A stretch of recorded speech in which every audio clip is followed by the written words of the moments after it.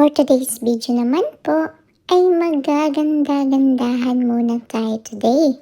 Kasi hinayusan ako ni Mami sa buhok at saktong-sakto nakita ko din po itong cat headband ko. Kaya yan po, samahan na rin natin ng paglalagay ng lipstick. Kaya lang, kahit anong lagay ko ay wala pa rin kasi pink lipstick lang naman po itong inilagay ko.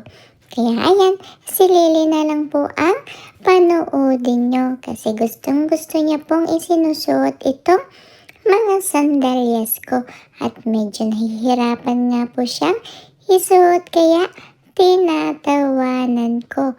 At sa wakas nga po ay nagawa na rin po niya may suot at nakakapaglakad pa siya.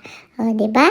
Enjoy na enjoy siya kahit parang ang laki-laki sa kanya netong bakyang ito. At pagkatapos nga po ay kumain po ako dito at napakasarap ng mga pagkain namin. Parang may birthdayhan ngayon kasi meron pa cake. May ginawang madaming turon si Mami. May french fries, may pizza at saka chicken galing sa Charles Chicken.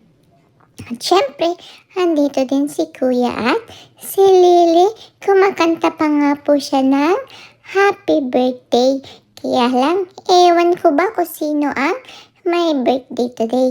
Basta ako, excited na excited ako kumain ng pagkain dito.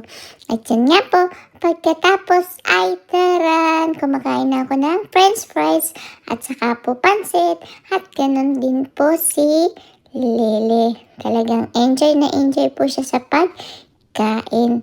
Dito po ay sa mga ganyang edad ay dapat marunong na silang kumain mag-isa. Kasi kapag dinala mo sila sa daycare o sa mga eskwelahan ay wala pong magsusubo sa kanila. Kaya dapat marunong na po silang kumain. Kasi kung hindi ay kawawa po ang anak nyo at siguradong magugutom. Kaya ayan po, si Lily kapag may pagkakataon ay talagang pinapractice ni Maming makakain siyang mag-isa. At ganun din nga po ako, sanay na rin po ako kumain ng ako lamang. Ang problema lang nga po ay talagang mapili ako sa mga gusto kong kainin. Pero di bale, nakikita naman po na lumalaki din po ang aking katawan. Yun lang po ang kwento ko sa inyo today at sana'y nabusog ko po kayo. Bye-bye po!